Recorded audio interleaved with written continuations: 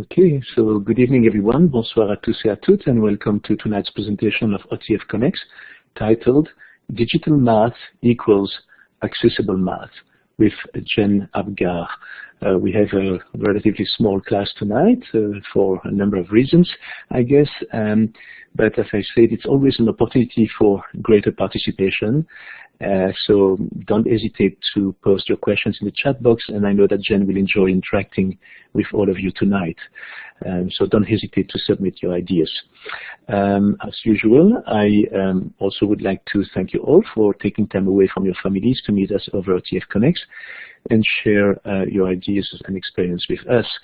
Comme d'habitude, je voudrais profiter de l'occasion pour souhaiter la bienvenue à nos collègues franco-ontariens et malgré que nos sessions sont en anglais, je vous invite toujours à m'envoyer des questions en français ou à me contacter si vous le désirez par la suite. We are definitely thrilled to have each and every one of you with us tonight, and it's also our absolute pleasure to welcome Jen Abgar. Jen loves to provoke and support critical and reflective thinking and the meaningful use of technology for play, for passion, and for purpose. Jen approaches teaching, learning, and problem solving through a collaborative lens with learning for all as her primary goal. Jen Abgar is in her fourth year as a technology coach with the Upper Grand District School Board. She has taught in the Junior Gifted program for 10 years, and she holds a degree in integration of information and computer technology in instruction as well as in special education. So at this point, I'll invite Jen to jump in. I'll pass the microphone to her. So Jen, please feel free to click on your talk button to activate your microphone, and then you can start the presentation whenever you want. Thank you, Michelle. Okay, thank you, Jen. Thank you, everybody, and thanks for, as Michelle said, taking time away from your schedule to join me here tonight. I'm just going to check on the... Michelle, I seem to have lost my... the drop down for me to... okay, so you go... Okay, so no problem. Go to the reminder top... on that one?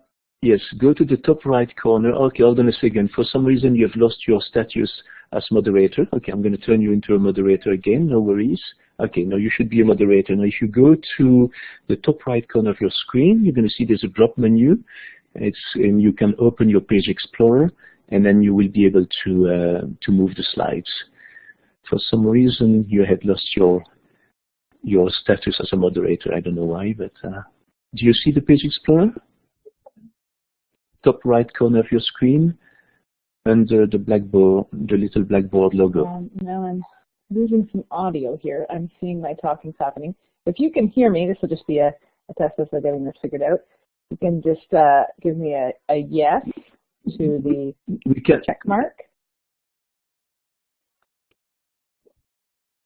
Yes, we can hear you, no problem.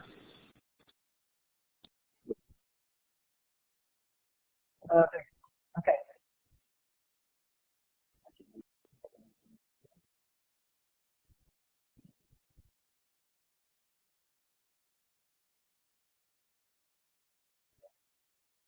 Perfect. Okay. Okay. Yes, it's up now. Thank you. Yes, I popped it back up now. Can people still hear me? Yes. The check mark. Okay. Perfect. Sorry about that, everybody. So again, tonight we're just talking about. Can you hear me? Okay. Sorry about that, everybody. It's always good to have technical difficulties when you're talking about technology. It keeps things real.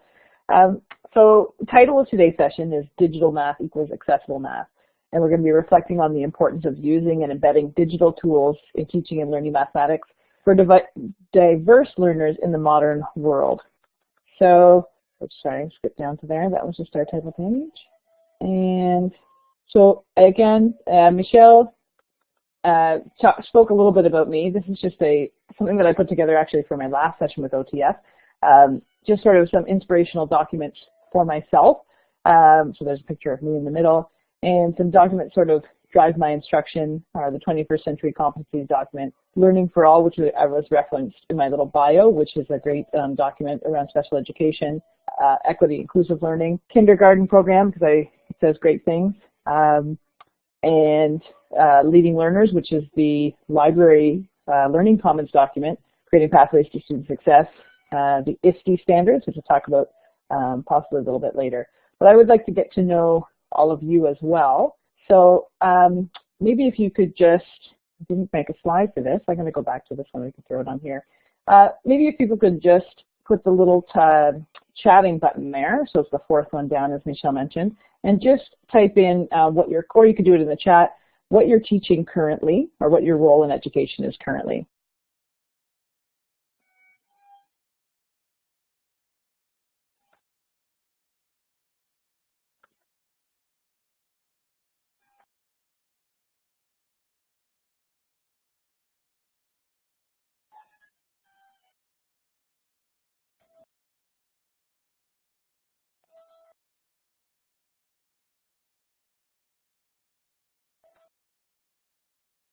Okay, excellent. So we've got a nice range in our small group here, some junior educators, junior intermediate cert, grade 1 math, that's all, so that's kind of neat to be doing grade 1 math, grade 3, homeroom grade 5, and high school congregated developmental ed class. So I'm hoping today that everyone finds something that works for them, and I'll try and remember who you are and what you're teaching to make this as relevant to you as possible.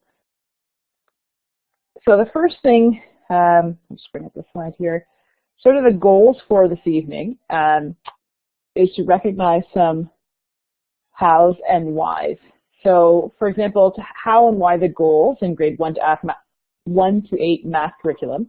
And so again, if you're in high school congregated, some of your learners may be working on those levels, but again, it would connect to your high school documents as well. The 21st Century Competencies Foundation document for discussion. So again, Michelle is putting all of these in the chat. If you can click through if you're interested now, just for a frame of reference for you to look at maybe at later. How and why digital tools support learners in making connections between the real and mathematical world, and how and why digital math manipulatives and environments can provide necessary differentiations for students with diverse learning needs, including exceptionalities and accommodations in formal IEPs.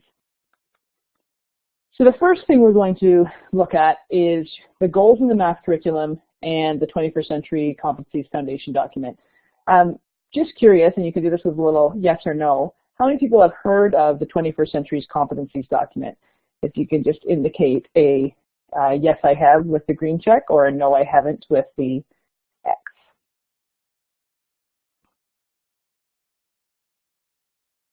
Okay, so it looks like half and half. Don't be surprised if you haven't heard of it. I'm happy some people have. This document came out in winter of 2016, and as the public elementary school teachers were on work to rule at that time, the document sort of didn't have a big launch. Like some other great documents like Growing Success and Learning for All, unlike a curriculum document, they're not necessarily heard of by everybody when they sort of come out, but it is a great document, and we've included it in the links for you to look at. But I guess my question here is to provoke some thinking. Are you curious how aligned the 13-year-old math document is to the 2-year-old 21st Century Competencies document? It's one thing to be interesting to think about is how old our mathematics document is.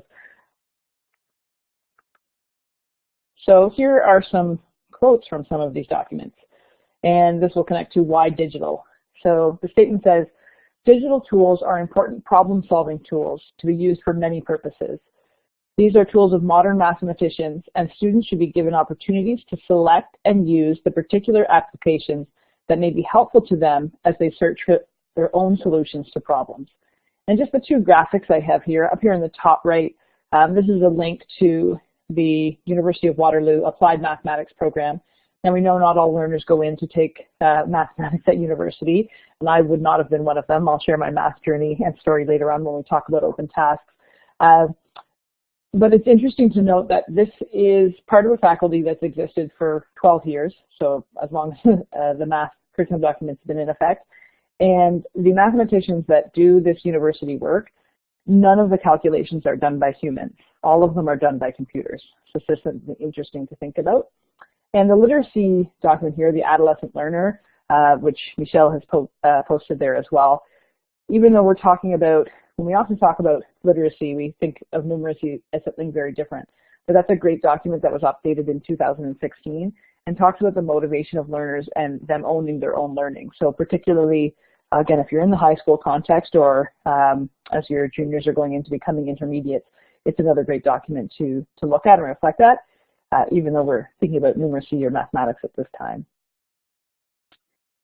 Next, while students must develop basic operational skills, digital tools can help them extend their capacity to investigate and analyze mathematical concepts and reduce the time they may otherwise spend on purely mechanical activities.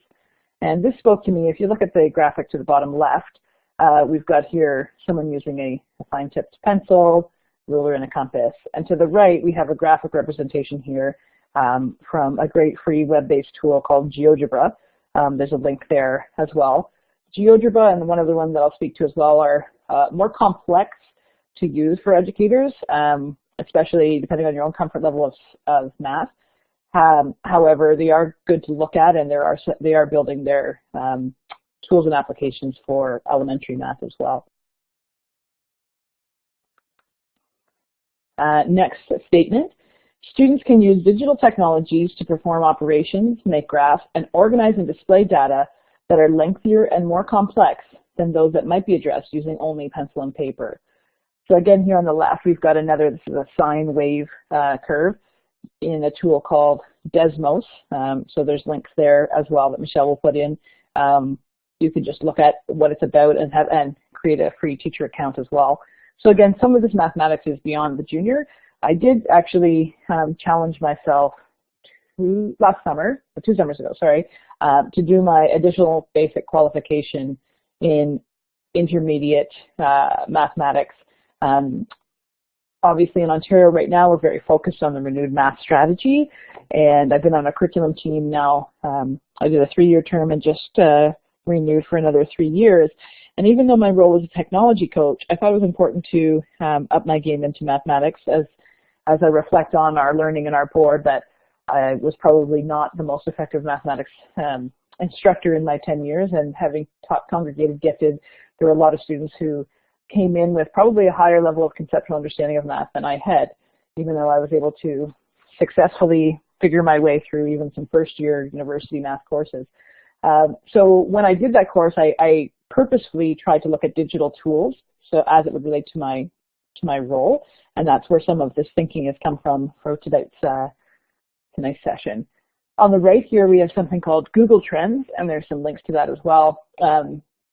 It's actually not having students make the graphs themselves, but more look at graphs that are interesting to them in the context of their lives. The first time I did a presentation like this, I looked at Pokemon Go, and this is from Google. So these are the frequencies of certain Google search terms. So actually, just for this one, I put in EQAO and Kumon, which is an after-school program, to just sort of see are there relationships between those two. So again, modern tools for learners that may engage your learners, and they can use them to display data that they couldn't have done before in times when we only had access to textbooks. And then this section is also, so surprise, all of these statements are from the current math curriculum document, which is 13 years old. I have changed the words computer and calculator to digital tools. This one isn't referring necessarily to virtual manipulatives necessarily, but I just want to do some thinking around manipulatives. Using manipulatives to construct representation helps students to see patterns and relationships, make connections between the concrete and the abstract, test, revise, and confirm their reasoning, remember how they solved a problem, and communicate their reasoning to others.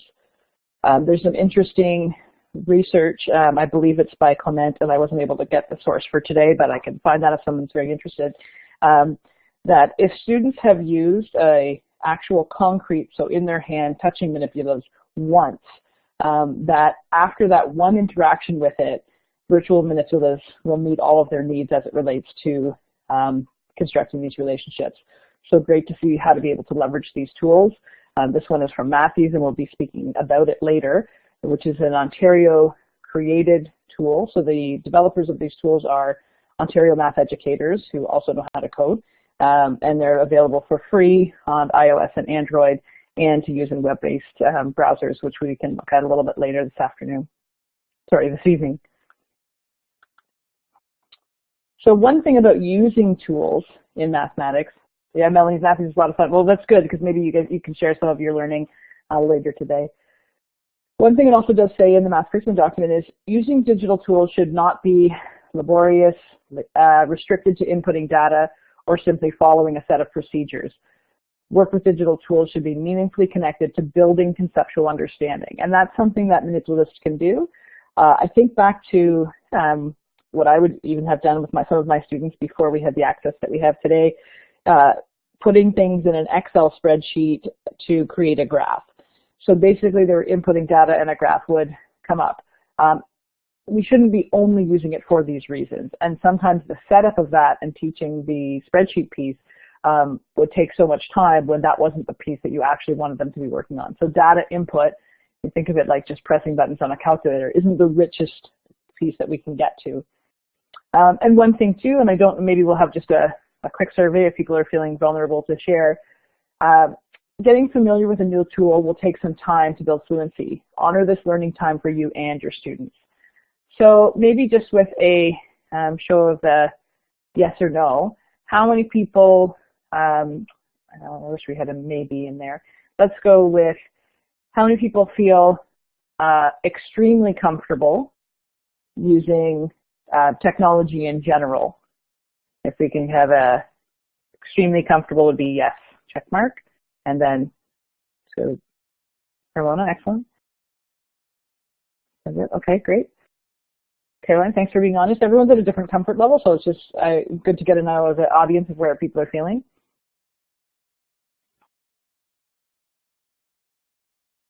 Okay, so we have some people with some comfort, so hopefully, again, we can differentiate for everybody here. Just another quick question then, of those that find that they are feeling comfortable, how many people feel equally comfortable in using these tools in math versus literacy and other contexts?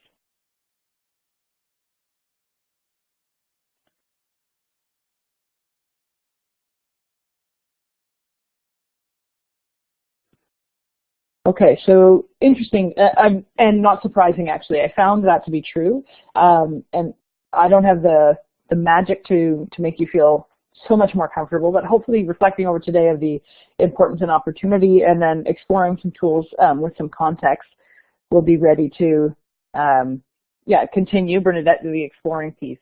Often we think of the pencil and paper tasks in mathematics because that's what we're used to, and it's easier to see the translation of literacy into technology space for some than it is with the mathematics.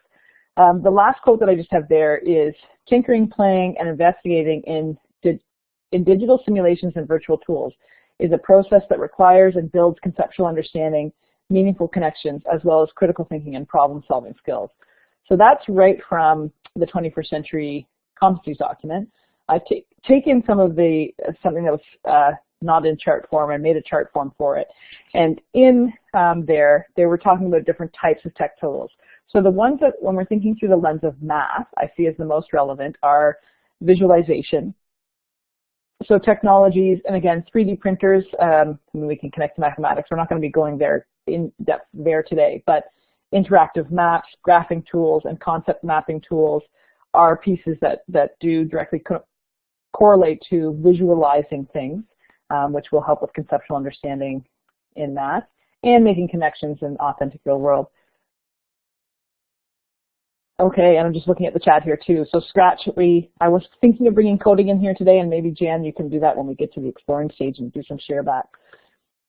And the other piece of the 21st century learning transformative practices are immersive media and simulation.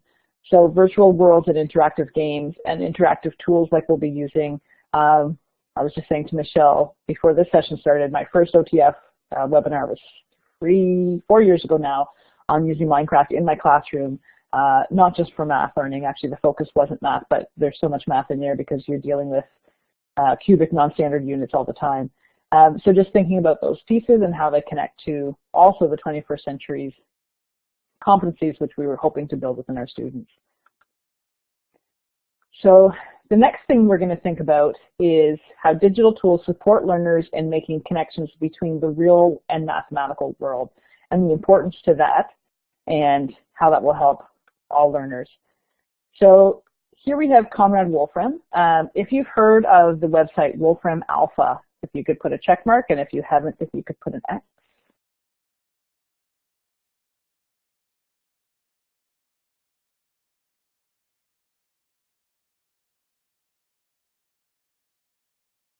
Okay, I hadn't actually heard of it until high school math curriculum lead who I was working with showed it to me, and it's pretty neat. We'll have a chance to watch a little bit of Conrad's TED Talk just here when we take a break. But he talks about, and we're not going to hear this in the TED Talk, but the section that we're going to listen to, but he talks about the idea that working mathematically has 4 stages: posing an important question, going from the real world to a mathematical world, or abstracting, performing a calculation, and then going back to the real world to see if the question was answered. Thinking of your learners, in what stage is most of math education spent in K-12? If people just want to put a little, you could just put a little sticky beside. So your learners, so again, this is your context. Which stage is most of math education spent and their experience in K-12? So if you want to just pick a little icon, so the bottom button, and put it where you think is true for you. I'll do an example of one. Yeah.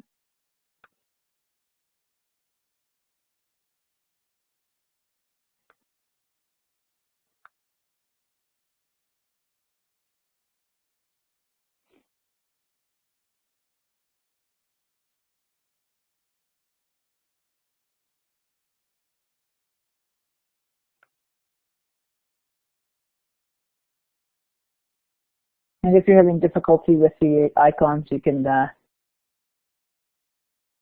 just put a number 1, 2, 3, or 4 in the chat. Welcome, Tim.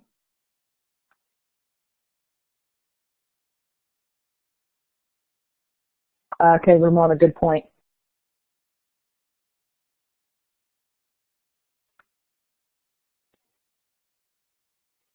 Okay, so seems to be people are speaking to performing a calculation, and that's what Conrad does say is true 80% of the time. So what I'd like to do is Michelle's going to put a link to a YouTube video, which is the TED Talk by Conrad Wolfram, and you're just going to watch it. It should start at 15 seconds in, so you should just get to the right part and miss some of the preamble.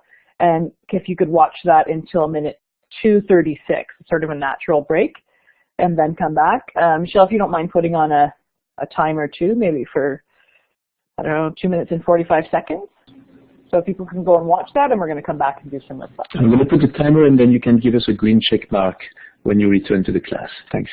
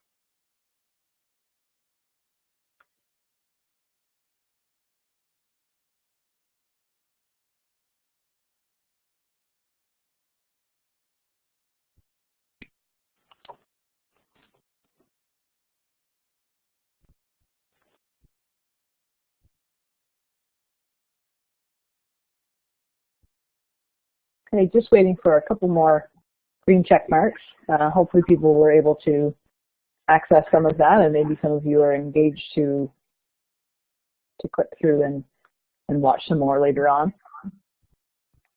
I'm just going to move on to the next slide, and just going to ask if people can put enter some text on the page of thinking of your learners and the stage. And again, if your stage isn't calculation, then you can reflect on that. But why do you think that is where we spend most of our time in education? You can just put in your thoughts.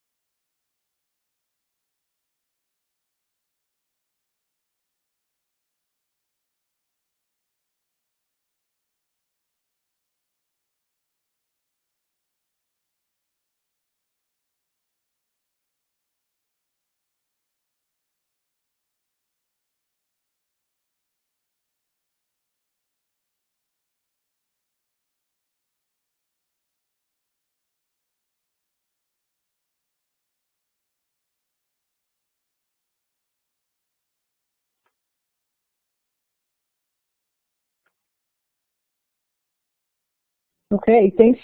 If people still want to take some time to type anything. Some good comments here. That's the way we were taught. So again, sometimes that could be as educators, we're following what we know, and that's what we know is the place where we're focusing. I agree, we focused on memorizing ways to solve math, not actually thinking.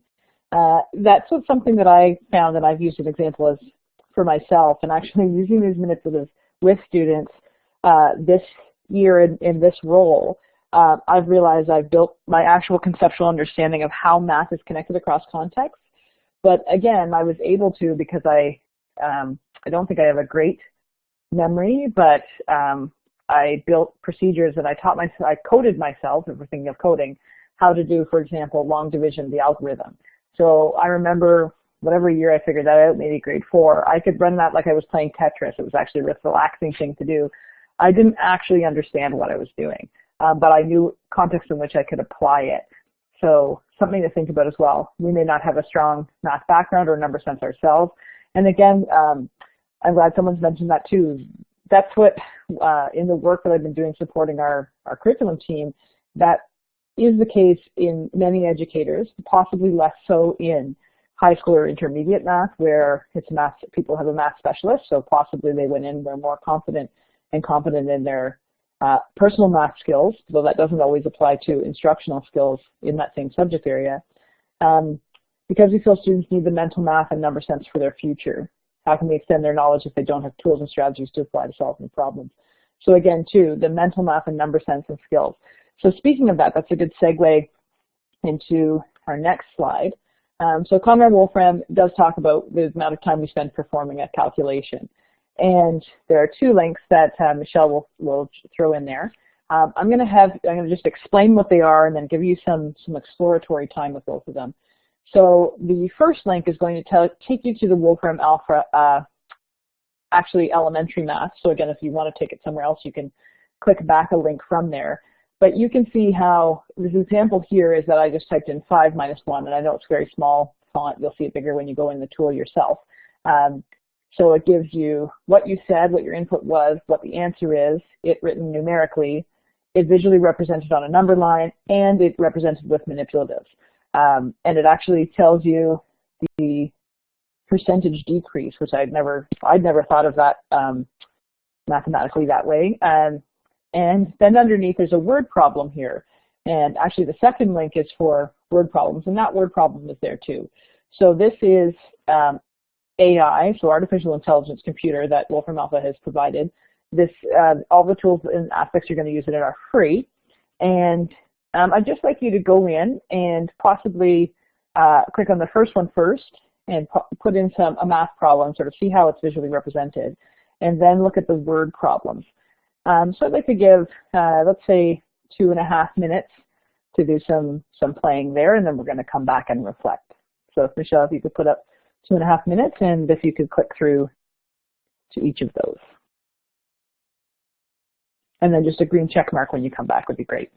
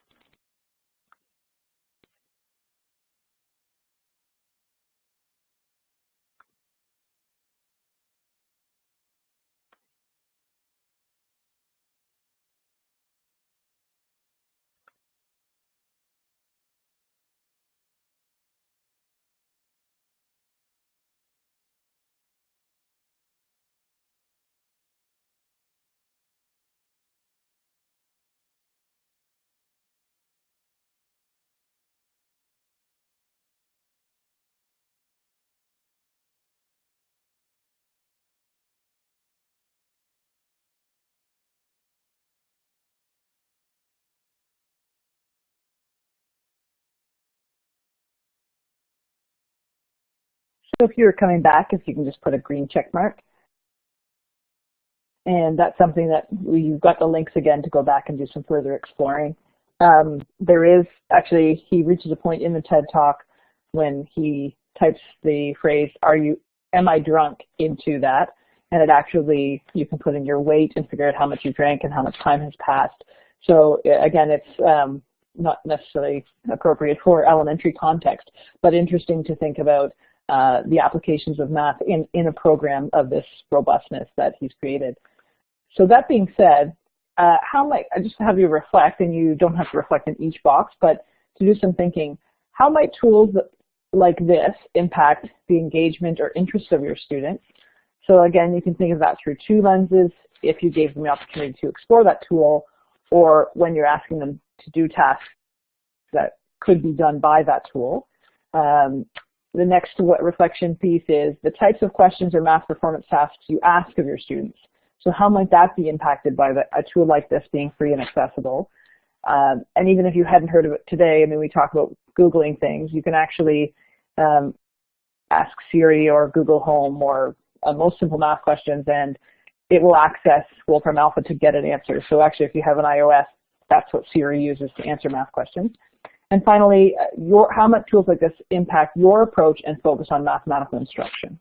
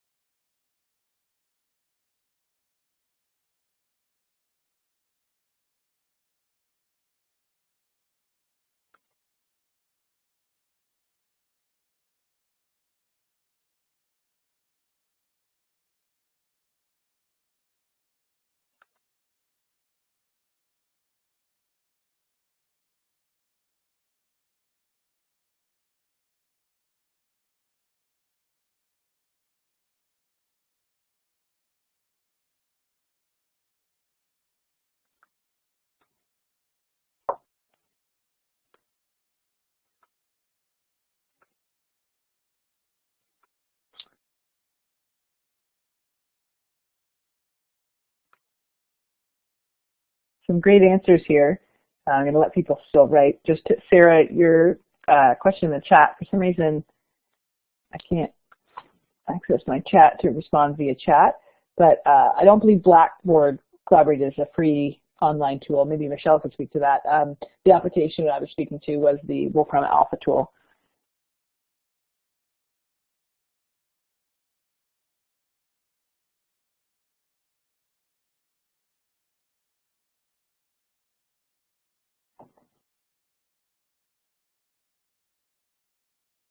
Oh, but in terms of, I guess, Sarah, I wasn't sure. No, that's fine. What we're doing right now, if you are in a district that has access to Google, it would probably actually work in PowerPoint as well in the online O365 version. You could create a table like this and have your students type in it. If that's, I don't know if that was your intent in that question. But back to this great learning here. So people are speaking to the engagement piece, so they can apply their knowledge rather than just calculating, because the calculation is done for you. Fun exploring different samples, and then the other piece too is how you might change the numbers and see the connections that you might make. Try more difficult questions. Students can make their own questions easily. The word problem one really appealed to me in that, especially thinking of standardized tests where there's often wordy three-step questions, to think of how artificial intelligence parses that. And so it even can show strategies of how they might break that up, or if they tried to make a fun question to see if it makes sense to the computer to understand it, or was there something in the way they explained it through the way they wrote it that actually made it more difficult and the computer couldn't solve it. Multiple representations, yeah, that's an interesting one too. I liked that it showed those different things, and pretty neat that AI could do that on its own. Gives manipulatives needed to show various ways to solve the problem. That's a good segue when we start talking about those manipulatives a little later in this webinar.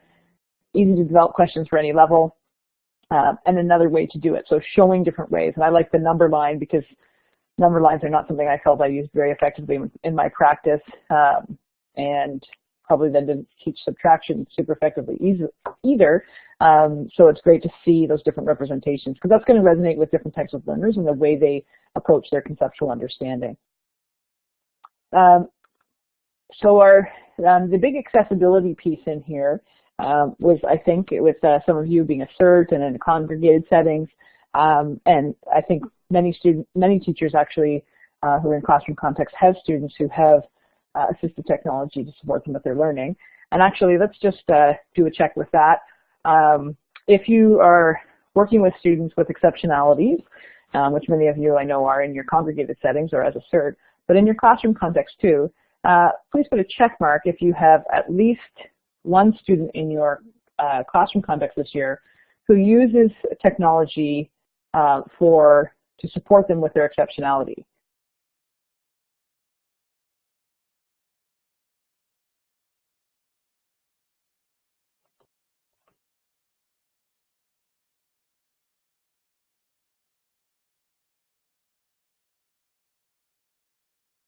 Okay, Sarah, yeah, thanks. I figured in your context most would. So Sarah, Ramona, everybody. Okay, and interesting too, I don't know if Caroline and Jan want to pipe in.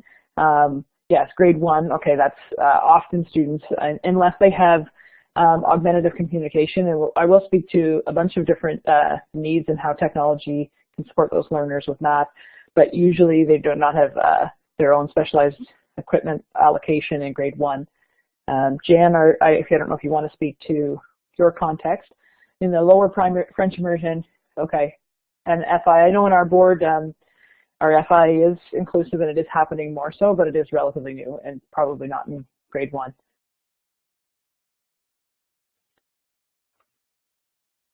So, since most of you do, and maybe you thought of these different things, I'm just going to talk about differentiation and universally designing contexts that are digital to begin with.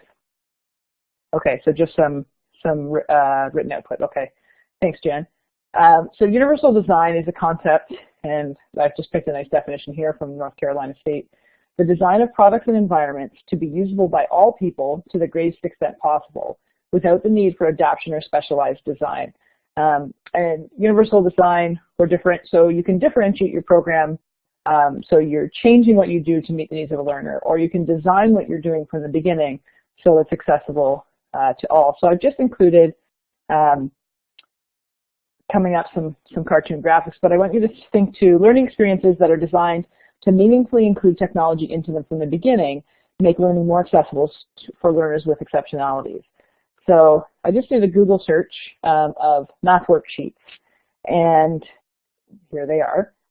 They're digital right now on the screen, but let's imagine they were paper, and just reflect on which of your students may struggle with these. We can also think of the pedagogical richness of these tasks as well, though I just did again a random Google search. So as we reflect on that, I'd like you to have a look at this comic. Just have a read and do some reflection.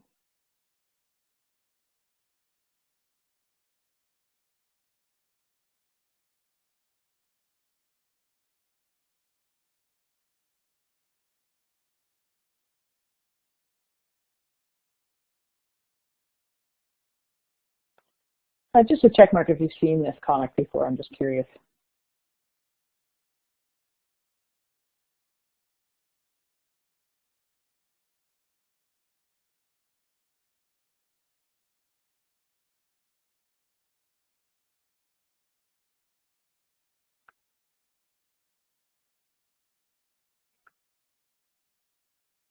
Okay, so move to the number of people. I see some people are making some comments there too.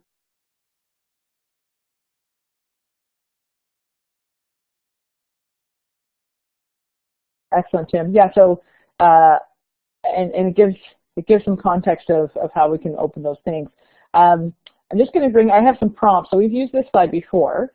Just some prompts here I've just added. So I didn't create the comic, but I just came up with these bubbles. So can't all students use the ramp? Why do we start with the stairs? Is the goal getting to the door? Are stairs a better way, a less lazy way, or just a traditional way? When new buildings are designed, are they designed to accommodate for all? So again, if you're in an older building, but you've gone to a new building, that ramps and automatic door openers that are designed for people who use wheelchairs are also useful to people who use strollers, people carrying heavy things. But again, in an older building, that would require a refurbing of.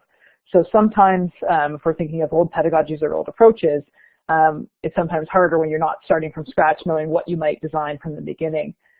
The other piece to reflect on here is one of the common misconceptions that there's a lot of math research around now too is students using their fingers to count. So then again, it might be in a more primary type context, but that we want them to stop doing that historically or traditionally. But actually, that one-to-one correspondence when they need that is a positive thing, and that sometimes exists too with students who need things read to them. Well, we want them to grow out of that or stop that. When you think of it in the context of other needs, like whether I'm going to wear glasses, you don't expect me to grow out of my glasses or not be so lazy. So sometimes we need to think that way. Yeah, Ramona, it's good too, and it's good to model that as an educator as well. So let's think about this as relates to if we want to universally design with mathematics, thinking of those worksheets. Again, at the very least, if the instructions on that, so for students with a reading disability, can access voice-over instructions or web-based text-to-speech tools included in their C equipment, available online or built into the tool. So in my board and district, we use Read and Write. We're a Google board, so we use Read and Write for Google Chrome. If you use that tool in your district, if you can just put a green check mark.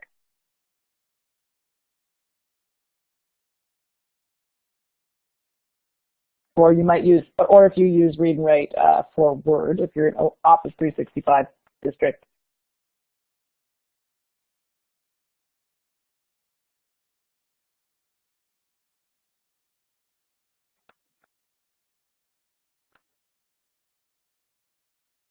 Okay, yeah, Caroline, you might not know, different contexts, you might not know what tools you have access to.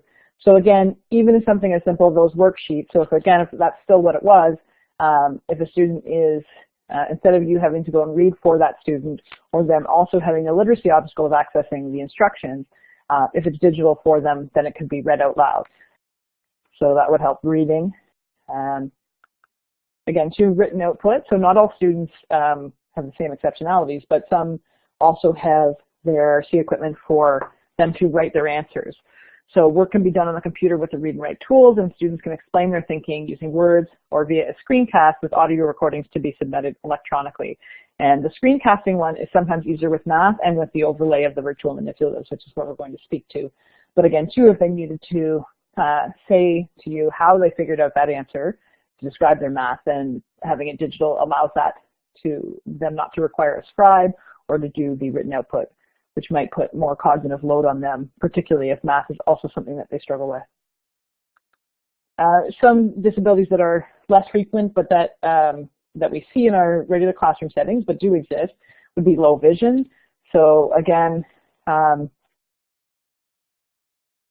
low vision, we've got voiceover, high contrast, screen mode, and browser zooming and text speech. So again, with the low vision students, these can be easily set up. And so again, you could accommodate for that particular student, and these students hopefully have a specialized teacher that's helping them with this, but again, something to think about if your work was digital to begin with. Deaf and hard of hearing. So again, both my daughter and myself both have hearing impairments, and so audio can be repeated or played directly to the student via their FM system or Bluetooth with newer devices. Closed captioning also exists. And actually, I just put a screenshot here from, this is a Rec and Rec tool by Mathies. This is just a YouTube instruction of how to use it. But YouTube, almost all YouTube videos have built-in closed captioning. So if you look at the bottom right, and my daughter didn't actually know that until I was putting together this slide, if you click on this little CC, when the red line's under it, it will start doing the closed captioning as well. So something that might be useful to throw up on your screen for other learners as well.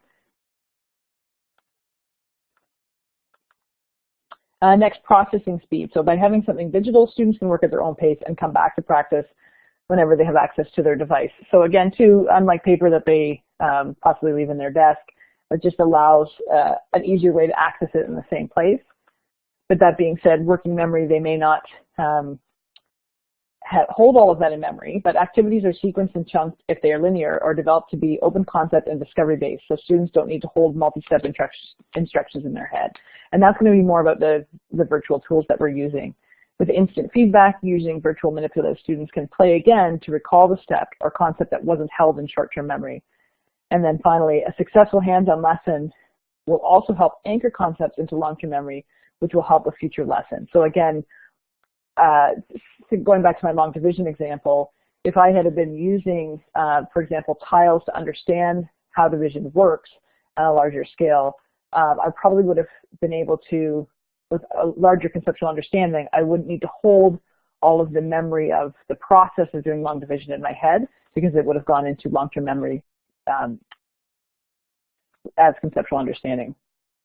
Visual spatial, and this is where I've seen a really interesting connection, and maybe we'll get people to share whether it's something that resonates with them.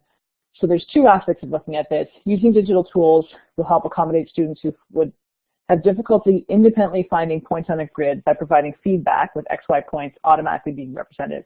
So in the right there of this graphic, this is a grade 8 math lesson that I created when I was doing my course, where Mario, when you move the Mario, and I believe this is in Desmos or GeoGebra, he sort of click walks to the point. So again, if you think of somebody trying to do a rotation or a translation on paper and fix it to somewhere, that might be difficult for them to orient in space.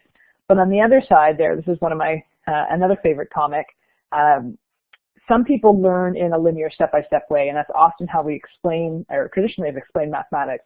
Other people see the finished piece, and they just do it. And I've had a lot of students that I actually, and again, anecdotally noticed, with written output and reading difficulties, have very strong visually spatially. They were actually also very good athletes, so their sense of where they were in the space and time in the world, and then they were actually very both decent chess players as well. But if I was to describe math in a linear way of chunking in a process, it wouldn't have necessarily reached them as a learner. So visual spatial learners may also benefit from these tools, and you may see more than you were seeing before with those tools. Oh, great. Now I'm just looking at the side piece too, Tim. I want to go back and read those smartboard things. I want to get you to the learning part. I feel like I'm doing a lot of talking. So fine motor skills is just another one too. So depending on the exceptionality of your students, navigating a mouse or touchpad or touch screen, students can make their learning visual without struggling with letter or digit formation, drawing lines with rulers, etc. Again, this is not true of everybody. Some people might find using a mouse more difficult. Some old Chromebooks are super frustrating, and that isn't true of them. But when you do some playing today too, the physical moving piece, once they've built some fluency in that, and we know that some students with augmented community issues or cerebral palsy find the touchscreen actually easier than using pencil. So now we're going to do some math, which is, I'm getting excited about this part. So our idea here is we're going to frame our work in the mathematical mindsets. If you're familiar with this book by Joe Bowler, or the name Joe Bowler, or Mindsets as it relates to math, if you can just throw a check mark up there.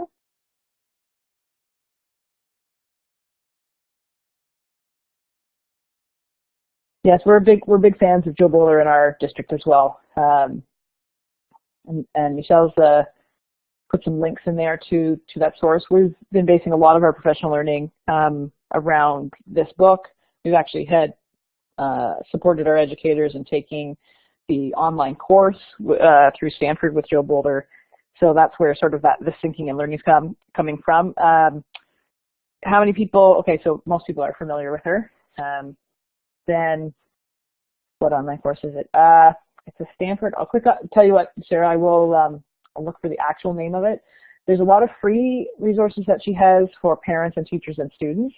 These are there's a cost to it. Our district was covering it through some renewed math strategy, so I don't know the cost to an individual outside of that context. But I'll get that back to you with that information. So rich open math tasks, and Michelle's put some links. And actually, let's just do a quick watch here. So the second link is a video for 1 minute and 20 seconds. So it'll just give some context, and it sounds like all of you have this context, but it'll sort of frame what we're going to do next. So if you can just click on that, and Michelle, I will turn off my mic. If you could put on for 1 minute and 25, that would be great. Thank you.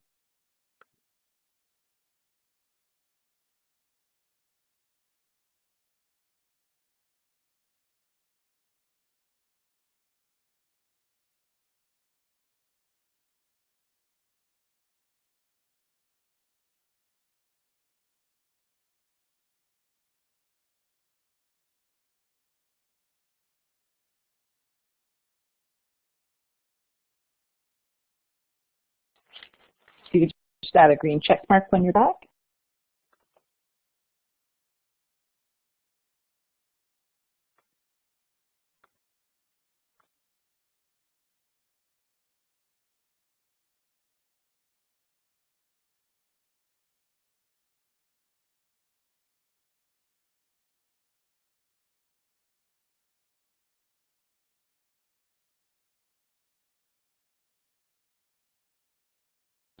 I think that we are all back, Jen, more or less, I think. Great, thank you. Sorry, I just forgot. I was talking, but I forgot to turn my mic back on. Thank you. So hopefully that just provides some context of where we'll go next. And since many of you are familiar with Joe Bowler, then that won't be new thinking for many of you. So I've got a couple of different pathways we can take, which is going to be tricky in this webinar, but with a small group, I think we can make it work. So I'm just going to show you a couple of different options of where you can go, and then what we'll come back to looking at.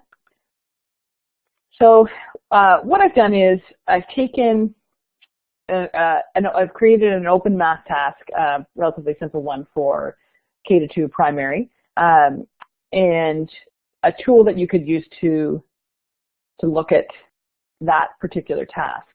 So I've done one for primary, one for junior, and then I've given some examples of me doing the tasks as a screencast pretending that I'm a student. So this is the primary one, and the idea is So you could go into this tool yourself and use this tool and do this challenge. That could be one choice, and come back and reflect on your thinking for it. And I'll find a way. I think I could just, Michelle, there is a link, and I can throw it in a sec too pretty quickly, to this slideshow, but as a Google Doc, so they could see these questions while they are also doing something else, or I guess you could maybe have 2 tabs depending on how you use Adobe. But this is the Math Set Tool Challenge, so if you wanted to do this, you could go and pretend you're one of your students and arrange some or all of these shapes to make a pattern, and then do some reflection yourself, pretending that you were a student. The second one is a little bit higher, but what you'll see is it's not upon first looking at it. It just says find as many different ways as you can to represent 100 using tiles. So again, representation in the junior grades is going up to 10,000, but by starting with 100, it's interesting to see where we go with it. And so just thinking about assessing their understanding, some prompts that you might ask and what their answers might be, and then questions to advance that learning.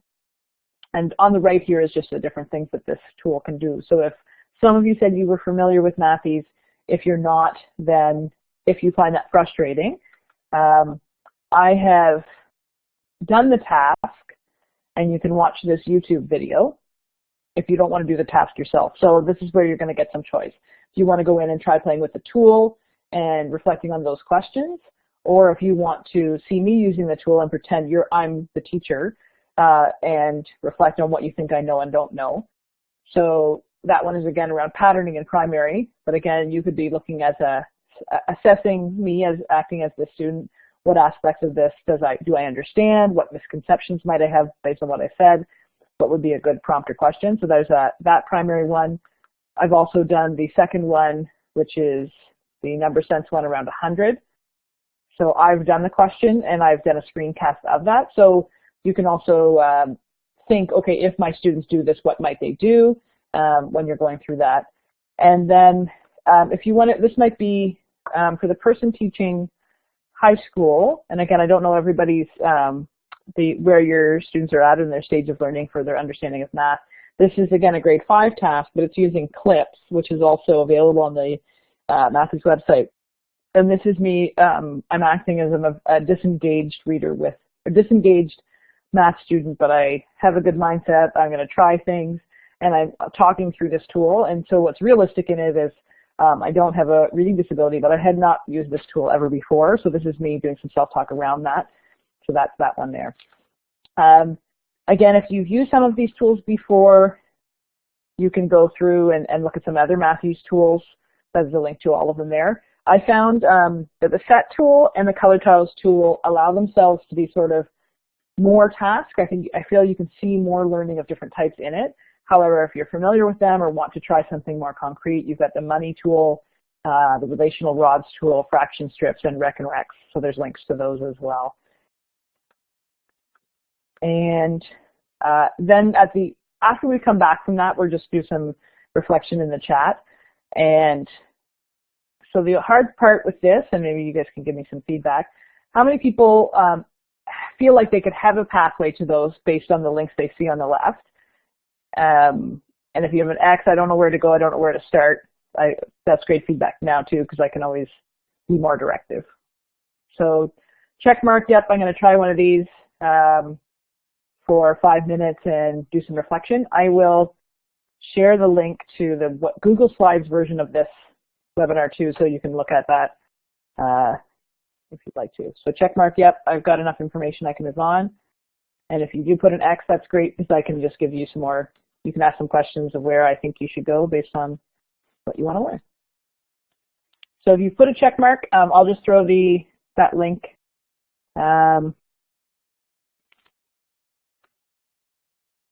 Then if you have an X, I'll keep talking. Otherwise, if you can put the timer on, Michelle, for 5 minutes, and then we'll just do a check-in, whether people want more time or whether they're ready to do some reflecting.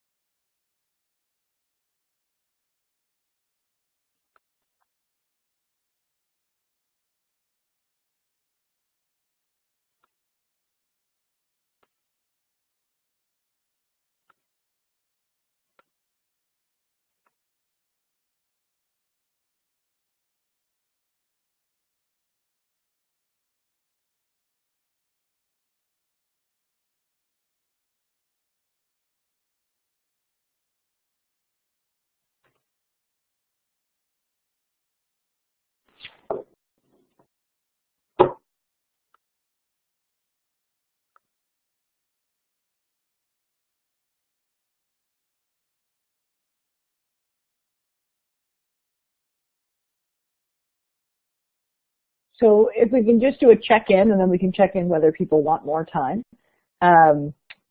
If you, yes, why don't we just check back in with a check mark that you can hear this.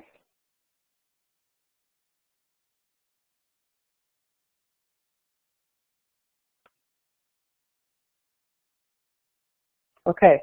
I'm just curious, maybe if you can clear the check marks and X's now. What, can I do that? Yeah. Oh, or Michelle can. If you can just give a check mark whether you played with the tool yourself, or an X if you checked out one of the videos.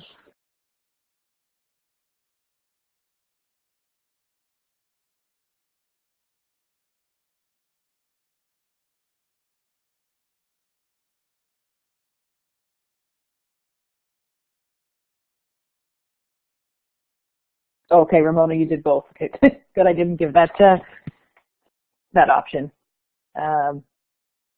Okay, so I'm just trying to think one of each. Okay, and I realized in this pathway piece that maybe I didn't leave a slide for good reflection back on a slide, but maybe maybe we'll use this one more than once. That could work. So this is just the one that's going to be on the end screen.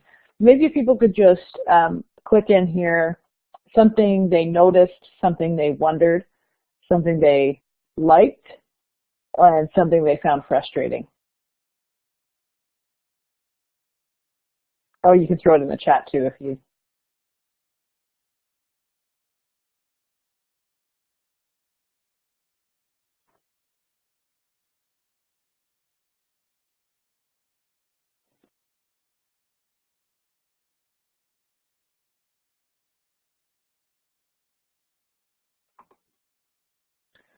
Oh, Caroline, to speak to that, I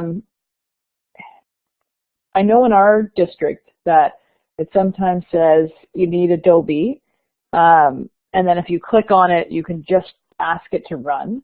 So Caroline, that's is a frustrating piece, and sometimes it's our board. It didn't used to do that, and now it does. So I don't know if that's your case. It does use Adobe on the computer or Chromebook-based version.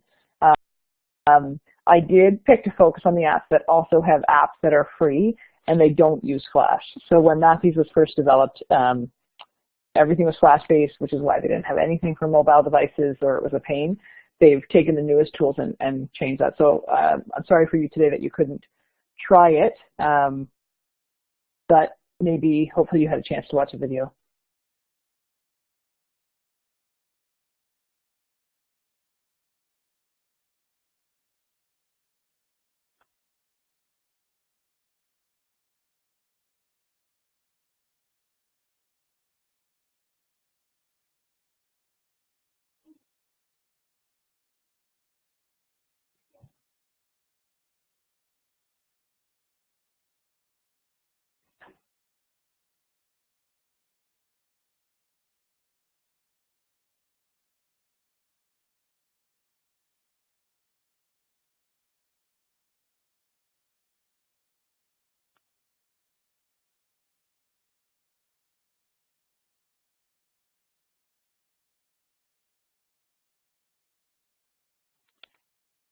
Okay, I just want to give more people time to write, but do want to respond as well. So keep writing, please, if you can ignore me, just to the people that have finished.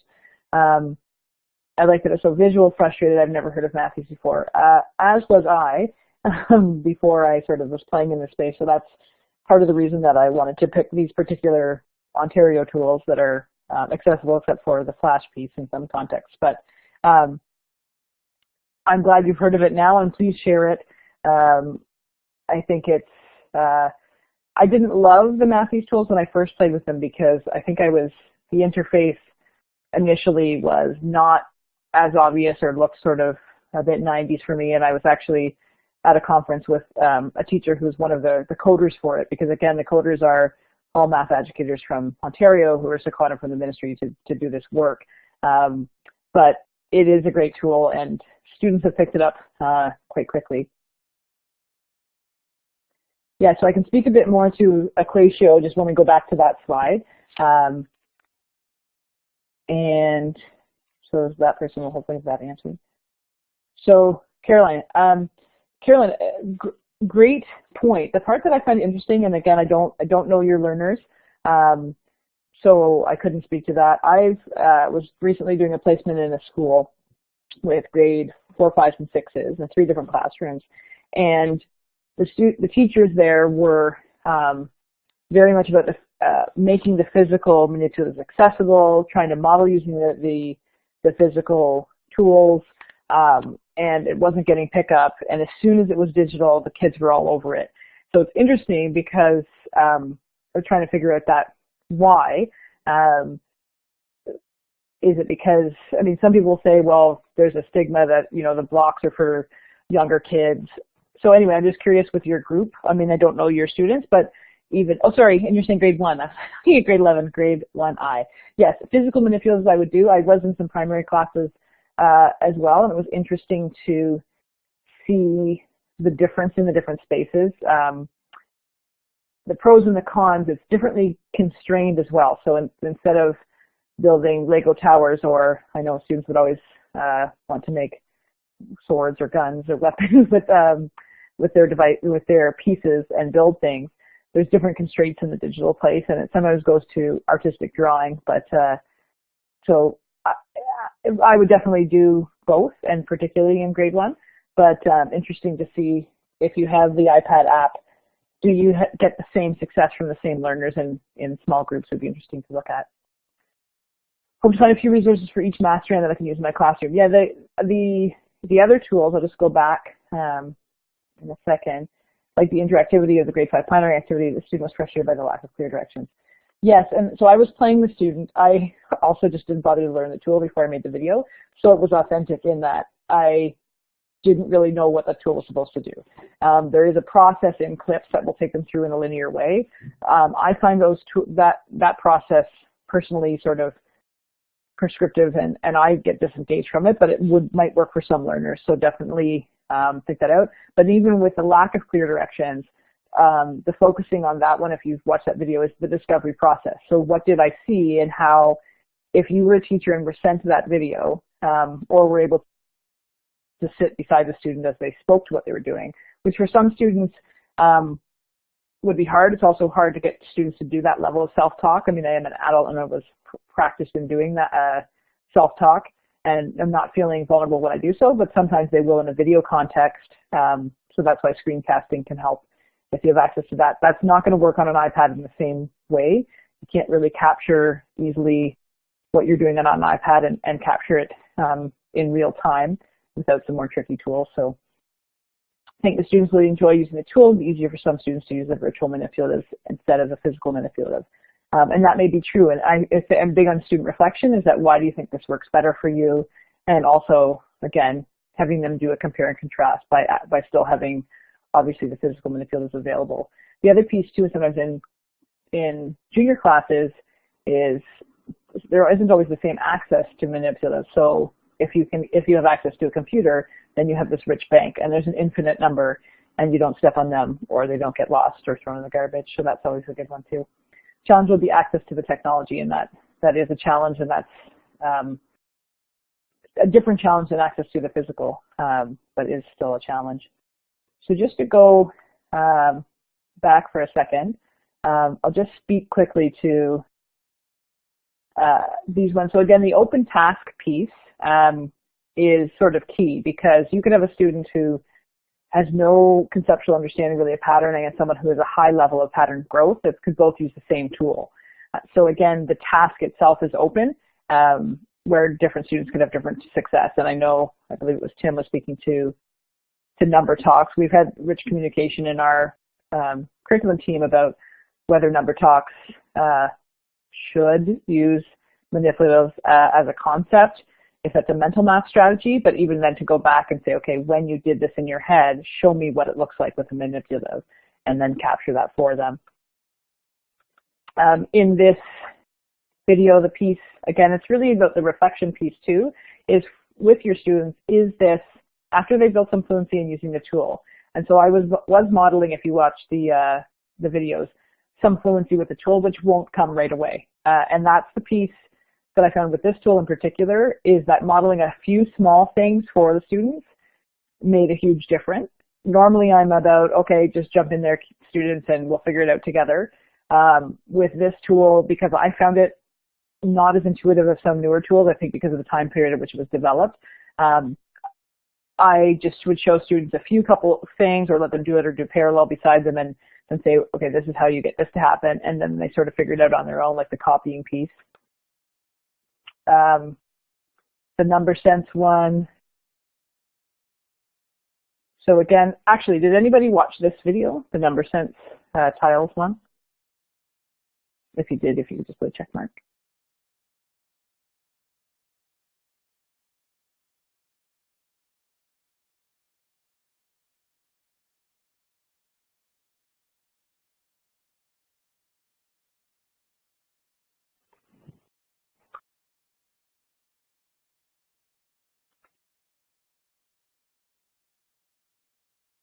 Okay, Bernadette, thanks.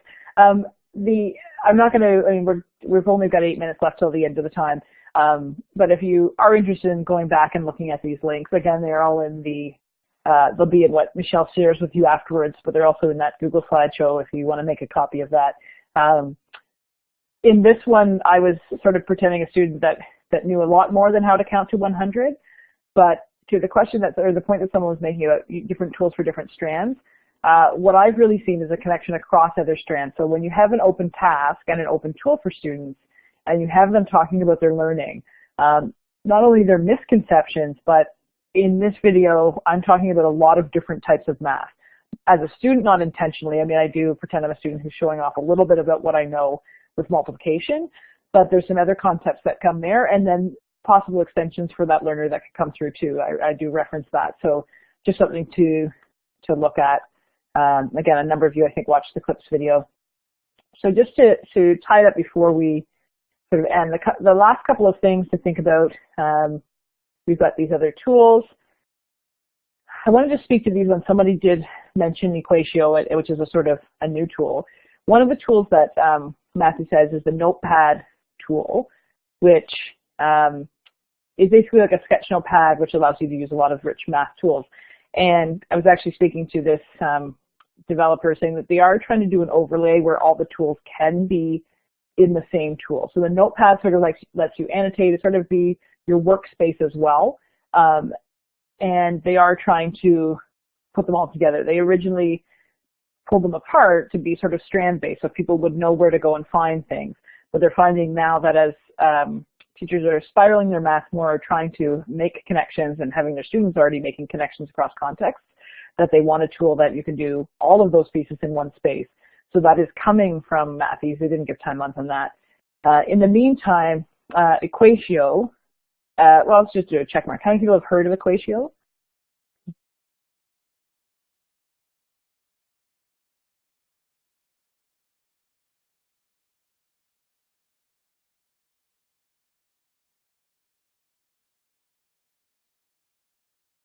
Okay, it's relatively new. You may have heard of it if you use text help or read and write. So sorry, have you heard of Equatio?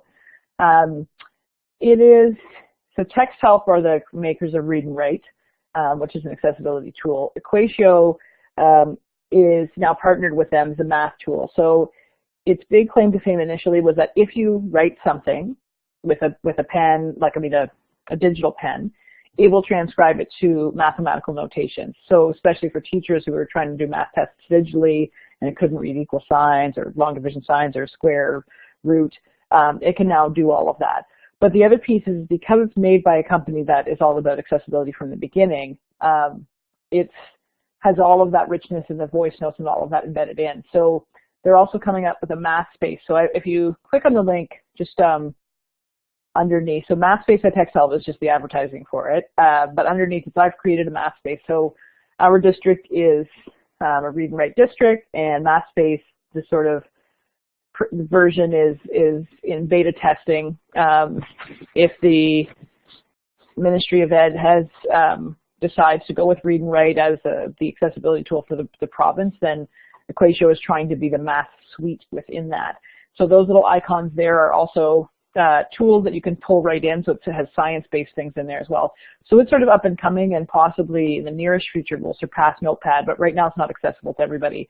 So somebody mentioned in the back in the, on that other screen, if it stays there, that somebody's tutor mentioned it. So yeah, you have to be in a Google Doc or a Google Slide for it to open, which is a little bit silly. Okay. Oh, excellent. So Tim, you're an online teacher. That's excellent. So yeah, Mathies and D2L, because D2L is the ministry licensed online learning tool, and Mathies is a ministry tool. So that's great that they have that link and access to it there. So the student tutor mentioned it. So just find out from your student what it looks like from them, if they can bring that technology, because it's quite new, but it's moving quite quickly. When I was just presenting on a similar presentation to this one on the weekend, somebody was there who'd just been a webinar with them and was talking about all of the accessibility filter features that will be in it. So that's the big piece, is that math, I mean, hasn't always been as accessible as language, often because of the written piece, is that we think students need pen and pencil or paper, pencil and paper to do math calculations. And not that we're taking those away, but for students that need assistive technology to help them with their accessing written output, then this is a great way to do it. And the big piece, those virtual manipulatives, helping solidify that connection, allows them to spend more time in, as Wolfram Alpha says, figuring out the problem. I did have an educator say that they would give their students a question and the answer, and then they would say, show me how it's true. So even just framing that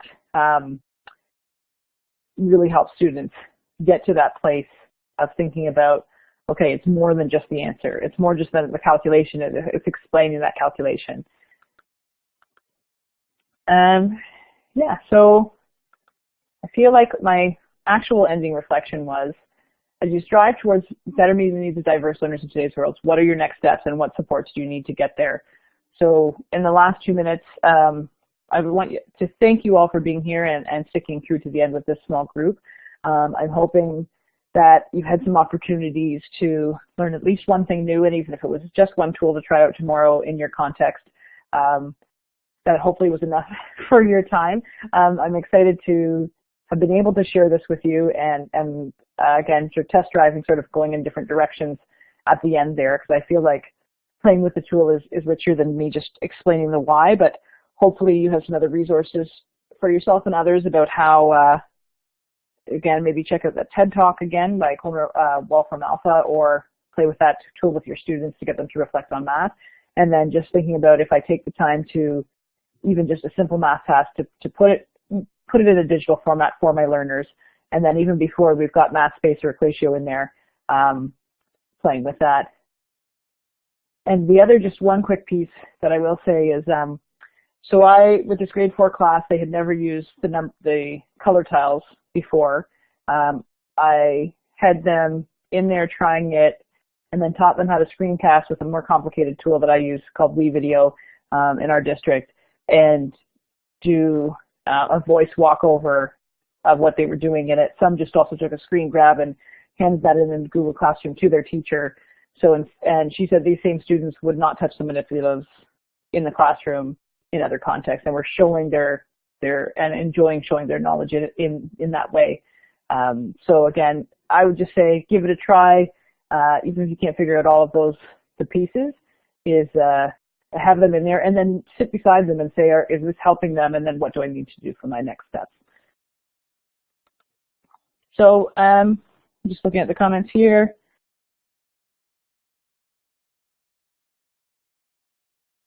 Oh, well, Ramona, thank you. Yes, hopefully it met most of your needs. And again, if you have any wonderings or want to stay connected, if you're on Twitter, that's a great way to connect. Or if you just want to send me an email. And again, Michelle's just put that link there too. So if you have Google Drive open, then you could save a copy to your Drive, or you could just cut and paste that somewhere, even into it. I sometimes put it into an empty email to nobody, just so I have the link to access again another time.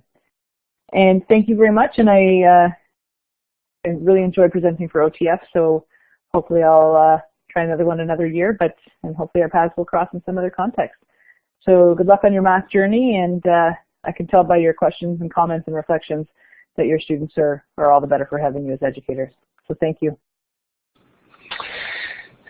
Thank you so much, Jen. Thanks very much. It was really a great session, and at the end of the day, we didn't get too small of a group. I certainly not the smallest group I've ever had, and considering the weather and the leaf game, I think we did quite well actually.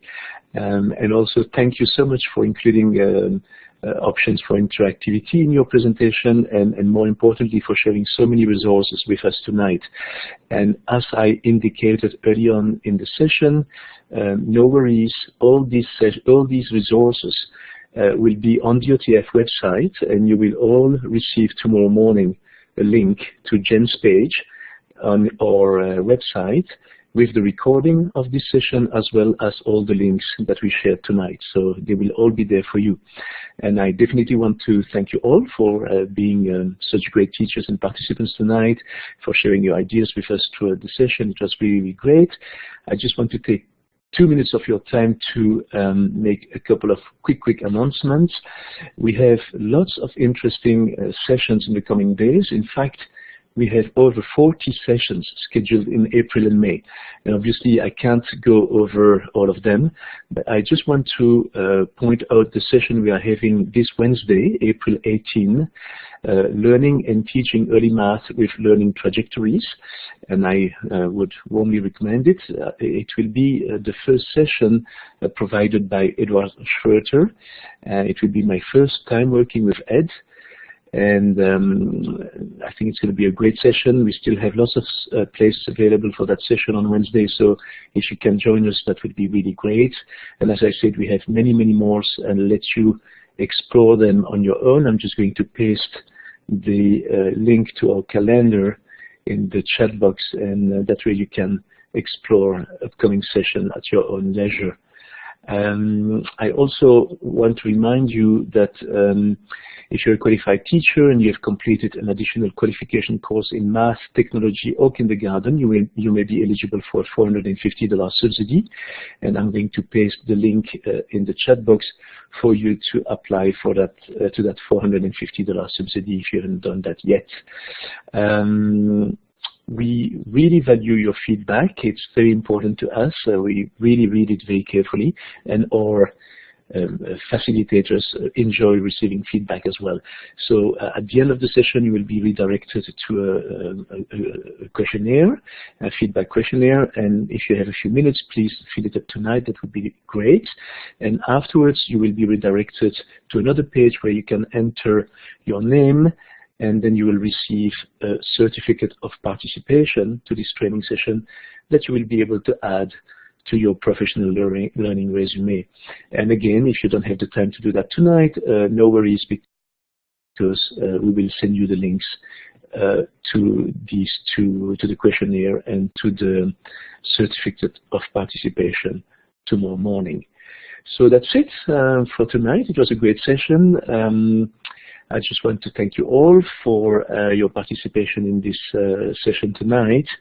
And voilà, bonne fin de soirée à tous et à toutes, et merci encore, et à très bientôt sur OTF Connects.